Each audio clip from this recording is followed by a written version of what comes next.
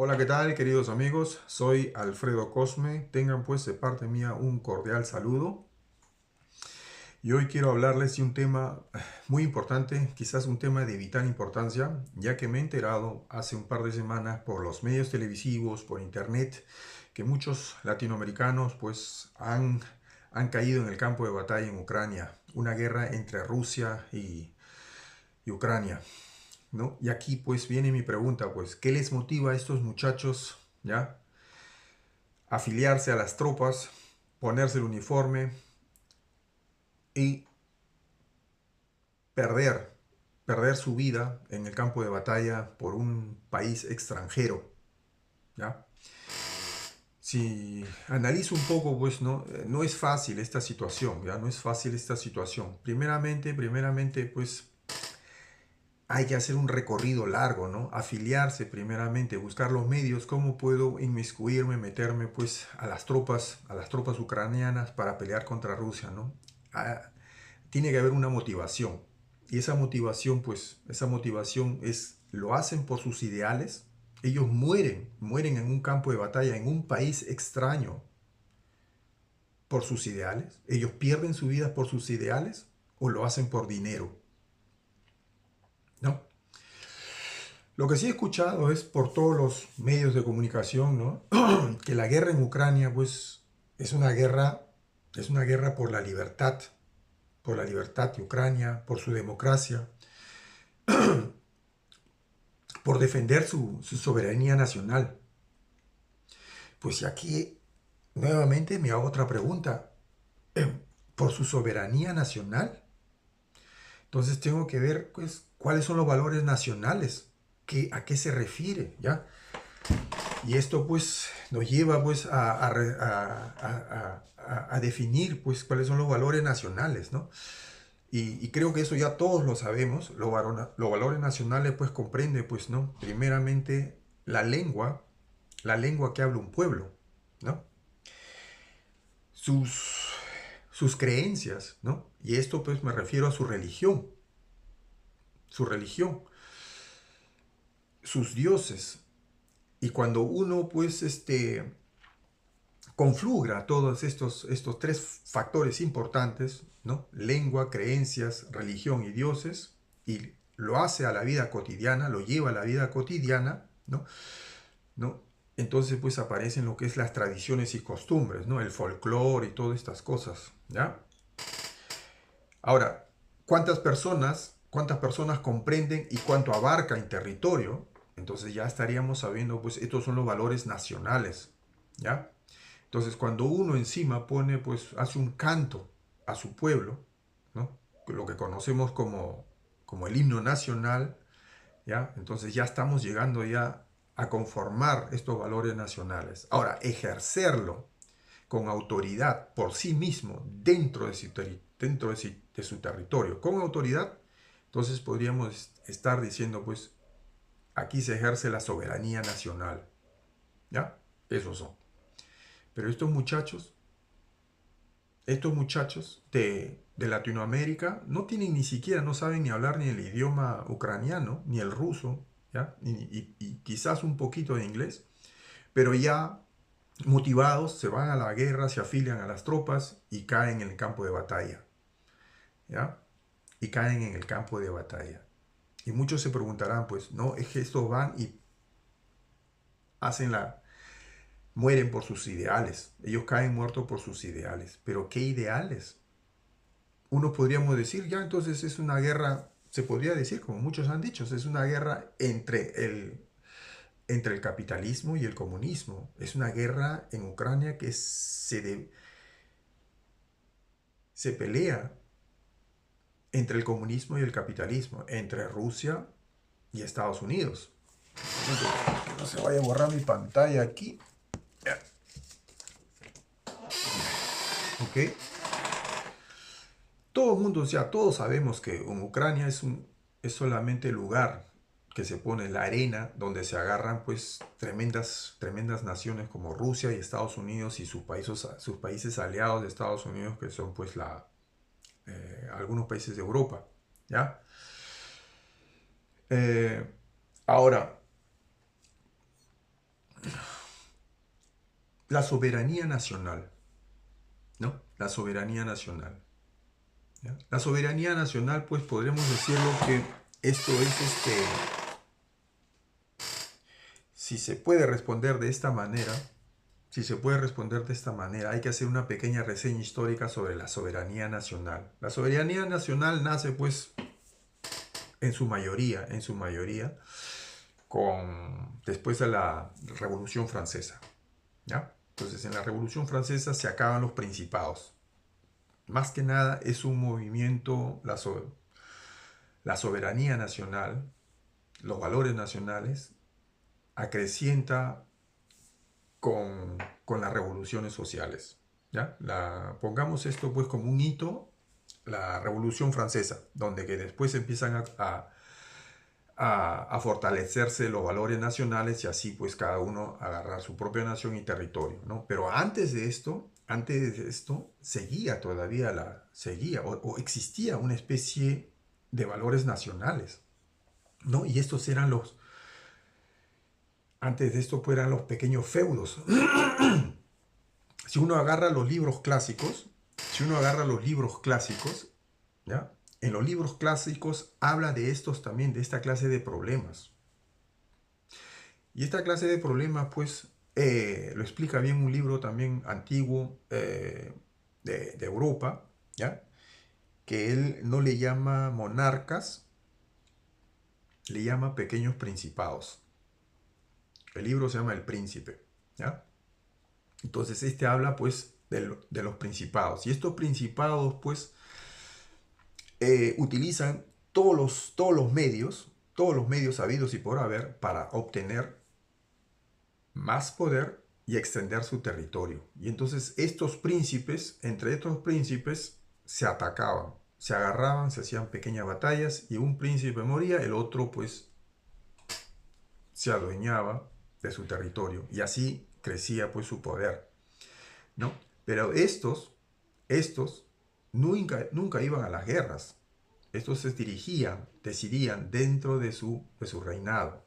Los que iban a la guerra era el pueblo, el soldado. Entonces, sus agentes de este príncipe tenían que tener una lealtad hacia él. Y esa lealtad se pagaba bien. ¿Ya? Entonces, en aquella época no había, por ejemplo, valores nacionales. Solamente se hacía por interés material de estos príncipes, ¿no? Y yéndonos un poco más, pues, más ya, por ejemplo, a la época de la conquista, donde muchos países, muchas potencias de aquella época, te podría decir, pues, España, Inglaterra, Portugal, Francia, pues, habían, pues, conquistado muchos pueblos, muchos territorios fuera de sus fronteras, ¿ya? Fuera de sus fronteras. Entonces, pues, estos pues tenían que lidiar entre sí. Y si ustedes ven, pues en África mismo, o en Norteamérica mismo, se lidiaba una batalla, una guerra entre franceses e ingleses, pero eran los indios los que iban a las guerras. ¿Cuál era el interés? El interés, que yo sepa, eran de estos reinados, ¿ya? El Imperio Británico y y el Imperio Francés. Ellos lidiaban por sus intereses materiales, pero quien ponía los muertos eran los indios. ¿Ah? Una pequeñita pausa. Voy a... Bueno, pues entonces, como había dicho, pues estos reinados, ¿no? Como nosotros los conocemos, España, ¿no? Tenía su virreinato en Sudamérica, quiere decir, él había extendido su poder fuera de fuera de sus fronteras, ¿no? ¿No? Que se conoce pues con el nombre de imperialismo. Naturalmente pues no duró mucho. ¿Por qué? Porque primeramente son costumbres diferentes de los europeos que ellos quieren imponer en otros continentes, en otras culturas. Las otras culturas no lo aceptan como legítimo ese reinado. Entonces aparecen los movimientos sociales, las revoluciones sociales, Y eso lo hemos visto, señores, y eso lo hemos aprendido en el colegio con todas las revoluciones sociales en cada país latinoamericano. A las finales lo votamos a su casa a los españoles, pues lo que se llama con la emancipación, ¿no? Entonces, pues es difícil cuando un príncipe, ¿ya? ¿ya? Un príncipe trata de ejercer su poder fuera de sus fronteras, en tierras extrañas, donde viven otras culturas que no hablan ni su idioma, tienen otras costumbres. Entonces el pueblo de ahí, de ese territorio, no lo considera como legítimo a ese, porque ni siquiera conoce sus costumbres y sus tradiciones ni sus dioses. Entonces, pues si esto le pasó a España, le pasó a Francia, ¿no? Y últimamente, pues en la Segunda Guerra Mundial, le pasó a Inglaterra, porque Inglaterra, pues era la potencia hegemónica a nivel mundial. Y después de la Segunda Guerra Mundial, perdió su hegemonía, ¿no? Quizás muchos países latinoamericanos, hace 120 años atrás o 140 años atrás, cuando se pedían préstamos, cuando hacían las transacciones monetarias, se hacía todo en libras esterlinas, no existía el dólar, ¿ya? Y todas las deudas que se hacían era pues con, con Inglaterra, o sea, Estados Unidos no existía en esa época, ¿ya? Entonces, Inglaterra, Inglaterra tenía la hegemonía mundial, era el hegemón en aquella época, pero después de la Segunda Guerra Mundial pierde su hegemonía mundial y se divide pues en dos, ¿no?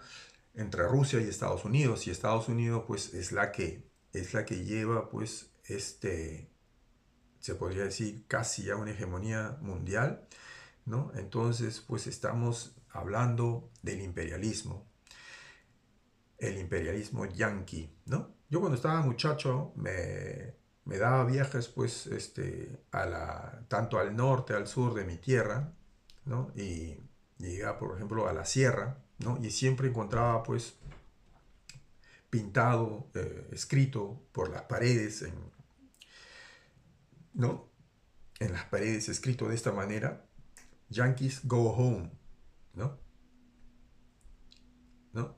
Gringo go home, o sea, los gringos que se vayan a su casa. Y yo me decía, ¿a qué se debe esto? Pues esto, ¿qué es esto? Pues entonces yo pensaba que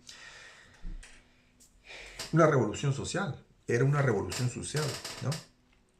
Era una revolución ideológica, ¿no? Ya que Estados Unidos, pues, se mete, es injerencista en cada país, ¿no? Y trata de cambiar las políticas, quiere que asumas su política de él, ¿no? Y así, pues, vas perdiendo tu soberanía nacional. Ahora, hay que ir un poquito más profundo a esto, ¿ya? Porque todavía no sabemos, ¿no? Que hemos leído mil veces esto, tanto en los colegios, en las pizarras, Yankee go home, Gringo go home, ¿no? Pero no entendíamos bien. Entonces vamos a ver, siempre se le acusó a Estados Unidos de ser un imperialismo, el imperialismo yanqui, ¿ya? ¿Ah? Hay que verlo. Entonces, pero ¿a qué se debe eso? Si ya hemos visto ya lo que ha pasado ya en la época de la conquista con los franceses, los españoles y los ingleses, que ellos sí aplicaron imperialismo. Entonces vamos a ver aquí a Estados Unidos. ¿Qué es lo que quería Estados Unidos como imperialismo? O sea, el imperialismo yanqui. Estados Unidos quería lograr, ¿ya? Quería lograr cuatro objetivos. Tenía cuatro objetivos o cuatro puntos cardinales para obtener el imperialismo mundial. Primero, que todos los países del mundo abran sus fronteras y se conviertan al mercado liberal. Que acepten esas leyes en su constitución, ¿ya? El mercado libre. Eso es el primer punto, lo que quería Estados Unidos, que es lograr eso a nivel mundial, que todos los países del mundo adopten eso en sus leyes constitucionales, el mercado libre, que abran sus fronteras. Segundo punto, o el segundo, era que las transacciones internacionales, ¿ya? Comerciales y financieras, se haga solamente con su moneda, el dólar. Eso es lo que, como segundo, como quería que todos los países del mundo adopten eso, su moneda, el dólar. Muchos países inclusive han cambiado y han dolarizado, han quitado su moneda, y se han dolarizado, caso Ecuador y otros países por ahí que hay. Ese era el segundo punto.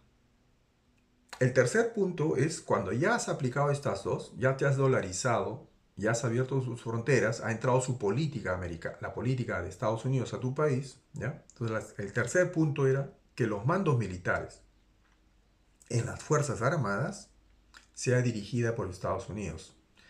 Y ustedes escuchan a veces por las noticias cuántas bases militares tiene Estados Unidos en todo el mundo. Tiene más de 800 bases militares. Y en cada mando militar, en los más altos mandos militares, pues está ahí un militar americano. ¿Ya? Este es como tercer punto lo que quería, que se logre a nivel mundial en cada país del mundo. Y el cuarto es pues que todos estos países del mundo hablen solamente el inglés. Si lo logra esto, entonces se le puede decir pues el imperialismo. Que es lo mismo lo que hacían también aquella época, por hace 400 años, en la época de la conquista, o como bien en este libro, El Príncipe, habla de estos principados, ¿ya? Sobre todo la lealtad y todas estas cosas en base a leyes, ¿ya? Que seas pues bien leal a tu príncipe, a tu monarca, ¿ya? Entonces esto es lo que también no ha variado en nada, muchachos, es lo mismo, solamente quizás con otros nombres, ¿no? Hoy se le dice pues el imperialismo, en aquella época se le llamaba se le tenía de otro nombre, reinados, ¿ya? Príncipes. Entonces pues una vez haciendo esto, ojo que nosotros pues cuando estábamos muchachos teníamos que aprender el inglés, ¿no? Teníamos en nuestra educación, ¿no? Entonces de ahí comienza ya la lavada de cerebros, ya inclusive muchos lo han identificado y en la vida cotidiana gustan tomar de algunas palabras en inglés, ¿no? Y se creen que son superiores cuando hablan un poquito de inglés, ¿no? Pero miren el trasfondo es de la lavada del cerebro, ¿no? De lo que viene al imperialismo yanqui. Ese es el punto que hay que reflexionar. Entonces, cuando Estados Unidos logra todos estos 4 puntos que acabo de mencionar, entonces es más fácil para él obtener el poder mundial, ¿no? Y esto, pues, esto es lo que se podía decir como imperialismo. Pero ¿qué es lo que le interesa realmente, pues, a Estados Unidos y también a aquellos principados? No se recuerdan, en la época de la conquista lo que se le interesaba solamente eran los bienes materiales. España, el oro, el algodón, el azúcar. O había alguien que se interesaba por la cultura, por llevar algo bueno. Quizás podría decir el budismo. El budismo que nunca hizo guerras. El budismo se expandió solamente por sus buenos monjes que en plan de peregrinaje impartían su religión o su modo de vida, su modo de pensar o su modo de ser filósofos, ¿ya? No como la religión cristiana que sí derramó sangre, ¿sabes? Hay que decir esto, ¿no? Las cruzadas y todo eso, la religión cristiana, la religión musulmana, pues son religiones que han derramado mucha sangre, pero el budismo no, ¿ya? Entonces, pues, hay que ver, pequeña pausita. Bueno, pues entonces hay que ver esto, que en aquella época, ya sea en la época del Principado, en la época medieval, donde los feudos, los príncipes, estos monarcas que se hacían sus batallas, pues a las finales era simplemente para, para extender su poder, su territorio, donde había intereses materiales. Por ejemplo, si era en Grecia, en la antigua Grecia, cuando hacían estos monarcas, se hacían las guerras entre sí, era para adueñarse de las islas donde estaban los puertos, para cobrar pues impuestos, ¿no? Y anclaje, ¿no? Las tierras donde existía pues muchos campos las tierras fértiles donde se plantaba el olivo, ¿no? Para el aceite del olivo, pues eran pues botines que les interesaba a estos príncipes adueñarse de eso, ¿no? Y en la época de la conquista, como les dije, ¿no? Fue lo mismo, ¿no? ¿No? España le interesó el oro, el azúcar, el algodón, ¿no? Y también a Inglaterra y Francia obtener eso, hacerse dueño. Y hoy en día es lo mismo, señores. La guerra en Ucrania no es una guerra por la democracia, por la libertad o por la soberanía nacional, sino es una guerra de interés material. Y estos nuevos príncipes, estos nuevos monarcas, si se le puede decir así, ¿ya? Estos son, estos son los pues que tienen interés material ahí. Y hace cuestión, creo que hace 2 o 3 días escuché a un americano decir que los recursos, los recursos de Ucrania que tiene ahí, tiene pues unos recursos en valor de 12 billones de dólares. Y él dice lo siguiente: ese suelo ucraniano es fértil, tiene muchas riquezas incalculables que no tiene que caer en manos de Rusia ni de China.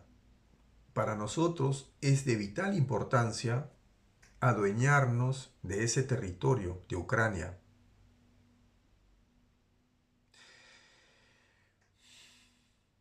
Ese es el interés material, señores. No les interesa. Mira, los muertos, hay muchos ucranianos que son del pueblo y han caído muertos ahí. Ahora, ¿quiénes son los que deciden estas guerras? ¿Ya? ¿Quiénes son los que deciden estas guerras? Son estos príncipes. Ellos son los que dicen cuándo, cómo y dónde se va a hacer la guerra. Ellos son los que se deciden en 4 puertas. ¿Ya? Entonces, estos de aquí miran sus intereses materiales y dicen, no, aquí es necesario hacer guerra porque me quiero adueñar de esto. Y esto pues lo que sucede, ¿no? Entonces, ellos deciden las guerras, los muertos los pone el pueblo, los soldados, los que caen, ¿ya? Entonces, pues, te digo una cosa, la guerra de Ucrania no es una guerra por la democracia, no es una guerra por la libertad, ni por la soberanía nacional, ni tampoco es una guerra entre el comunismo y entre el comunismo y el capitalismo, sino es una guerra netamente 100% entre monarcas, entre monarcas que tienen interés material. ¿Ya? Ustedes saben pues que ya Rusia y China pues se han hecho fuertes, se han hecho grandes. ¿Ya? Se han hecho grandes. Entonces, yo podría decirte, pues, hace 60 años atrás, ¿ya? Una guerra entre Rusia y Estados Unidos, pues sí, era una guerra ideológica entre el comunismo y el capitalismo, ¿ya? Ahí sí podría decirte, pero hoy en día no hay. Hoy en día, como ustedes saben, ¿no? A Rusia y a China, en la época, hace 60 años atrás, ¿ya? Lo bloquearon, hicieron pues la cortina de hierro, que no le entre nada y que no salga nada, ya que estos se habían declarado ser países socialistas. Entonces le aplicaron esta cortina de hierro, lo isolaron, ¿ya? Una isolación tremenda, que no valía, nadie quería comprar sus monedas, nada. Entonces pues, pero tenían muchas riquezas en sus tierras, tanto petróleo, gas, ¿ya? Tierras fértiles. Ojo, Ucrania tiene las tierras fértiles más grandes del mundo para cereales. Y hacer lo que es el aceite de girasol. Tienen las tierras perfectas, ¿ya? Las tierras más fértiles. Entonces, pues, Rusia y China dijeron, bueno, pues, no podemos competir. El capitalismo, la política capitalista, el sistema capitalista es un sistema agresivo. No nos queda otra cosa. Entonces estos pues optaron por aplicar las reglas de juego de Estados Unidos. Abrieron sus fronteras, dijeron, bueno, pues aceptamos también la dolarización, ¿no? Como moneda de intercambio mundial entre, ¿no? Comercial financiera, ¿no? Aceptaron, ¿ya? Pero estos dijeron, pero a las finales nosotros ya tenemos el know-how, quiere decir toda la sapiencia, cómo vamos a aplicar nuestra guerra estratégica económica y vamos a hacernos grandes y a las finales le vamos a voltear el partido a Estados Unidos. Y esto fue lo que sucedió, ¿no? Mira, para Rusia después de la perestroika, para Rusia después de la perestroika, Rusia empezó a crecer, se hizo potente, se hizo fuerte. Las empresas americanas que querían entrar a adueñarse de sus riquezas no podían competir contra ellos, porque ellos eran unidos. Yo lo que puedo decir ahí es que sí, realmente Rusia tiene soberanía nacional, sus valores nacionales, la identidad de un ruso es ruso, ¿ya? A él no le interesa el inglés, a él no le interesa el inglés. Quizás si lo hace pues por diplomacia, todo, para hablar, pero en realidad él detesta, él quiere sus tradiciones, su costumbre. Ahora, tradiciones y costumbre, ¿qué es lo que le gusta a él? Él vive como el ruso, en su mayoría, es como un ruso de hace 150 años atrás. Si tú buscas a un latinoamericano de hace 150 años atrás, cómo es su carácter, cómo es su personalidad, ese tipo es un ruso. Si tú ves a un americano hoy en día, pues no, con toda esta moda de ya tú sabes, ¿no? La libertad de género, sabes a lo que me refiero, ¿no? Entonces, pues, es diferente en Rusia todo esto. Entonces, podría decir que en Rusia sí realmente ellos tienen, pues, sus valores nacionales, ¿ya?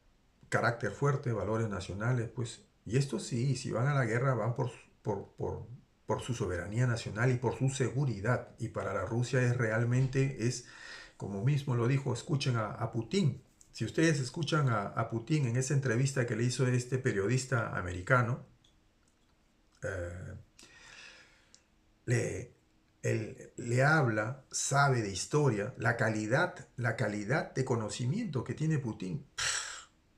Tal vez Obama no le llega ni al talón, ni a la sombra del talón de Putin. Todo ese conocimiento que tiene Putin, escuchen, miren, entren a YouTube, ahí está, en castellano, en todos los idiomas, ya lo han traducido. Entonces, estos sí realmente protegen su nación, su seguridad, velan por su soberanía nacional. ¿Ya? Ahora, estos sudamericanos, latinoamericanos, que han viajado hasta Ucrania, lo han hecho por dinero. En un lugar, alguien le ha lavado el cerebro, le ha dicho te vas a ganar $30,000 al mes, ¿no? Y tu sepelio, si tú mueres, le vamos a dar sueldo de por vida a tu familia, ¿no? Y han viajado hasta Ucrania, creo que dos semanas de entrenamiento y de frente lo ponen al frente de batalla, ¿no? Como dicen como dicen los rusos, ¿no? A la picadora de carne, ¿no? Nosotros lo conocemos con el nombre de carne de cañón. Carne de cañón. ¿Por qué carne de cañón? Porque así le haces desgastar, metes cualquier gente adelante, sabes que vas a morir, ellos tienen que morir, pero lo más importante para ti, que desgaste sus cañones, que ya no tenga cañonazos, que ya las balas estén todas acabadas, cuando ya todo todo su arsenal bélico se ha gastado, entonces ahí recién entramos en segunda al campo de batalla y ahí ganamos. Entonces le llaman carne de cañón. O sea, todos los estos que han ido, todos estos latinoamericanos que han ido allá han sido solamente ir para que gaste su arsenal eh, de armas Rusia, como rusos lo dicen, ¿no? Se han ido a la picadora de carne, ¿no? Y es lo que hace Estados Unidos también.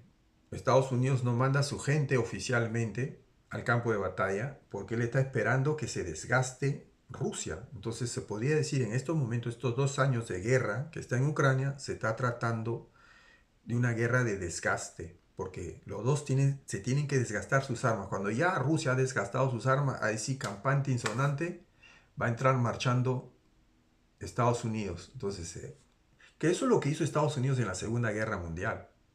En la Segunda Guerra Mundial, Estados Unidos no entró de frente, esperó que se desgaste Alemania con Rusia, con todo. Y ojo, la guerra no la ganaron los aliados, ¿ah? No fue por los aliados de Estados Unidos, no fue por los aliados entre Canadá, eh, Estados Unidos, Francia e Inglaterra. No fueron los que ganaron la guerra, fue gracias a los rusos que le debilitaron a los alemanes en la Segunda Guerra Mundial. Por eso perdió Alemania la guerra. Pero las propagandas la ha vendido bien Estados Unidos y se hace el dueño del ganador de la guerra. No. Entonces, eso es lo que está esperando nuevamente aquí este país del norte. Está esperando pues que se desgaste todas sus armas Rusia, quizás unos 2 años más. Entonces si ya en 2 años más ya no tiene armas, ahí entonces entro yo a la guerra, sanito. Es como decir en un box, ¿no? Déjale que se peleen dos hasta el 11º round, a la 11ª vuelta, el 11º, o sea, digamos hasta el round 11. Y en el round 12, ahí sí entra, lo sacas al boxeador que casi está todo ya para perder, ponen a otro boxeador nuevo para ganar la pelea. Entonces eso es lo que está esperando Estados Unidos, que se desgaste arsenalmente Rusia y después él entrar nuevito, sanito, a la guerra. Entonces de ahí ganarse los laureles. Eso es lo que... Pero ¿cómo será la situación? Pues con una guerra nuclear no creo que todos somos los perdedores, ¿no? Entonces como les digo, esta guerra en sí es una guerra del capitalismo, señores. Aquí no me vengan a tratar de vender otra mentalidad que la democracia y la libertad. No, señores, no existe. Y ahora viene como reflexión esto. Analicen sus gobiernos. ¿Tienen ustedes soberanía nacional? Sus mandos militares, los que están bien arriba, los altos mandos militares, ¿protegen y defienden la soberanía nacional, los valores nacionales de ustedes? ¿O están siendo dirigidos por otro país, por el país del norte, por el tío Sam? Analicen ustedes, señores. Entonces, ahí recién, cuando tú analizas bien, entonces va a decir, oye, me han lavado el cerebro en el colegio. ¿Ya? Y a las finales, ¿qué queda? ¿Qué queda? Si eres una buena persona, te cambias y empiezas a adoptar nuevamente tus valores nacionales y con esa identidad te mueves. Bueno, muchachos, eso es todo. Ahí los dejo. Que tengan un buen día y un abrazo fuerte para toda la gente del mundo de habla hispana. Chao.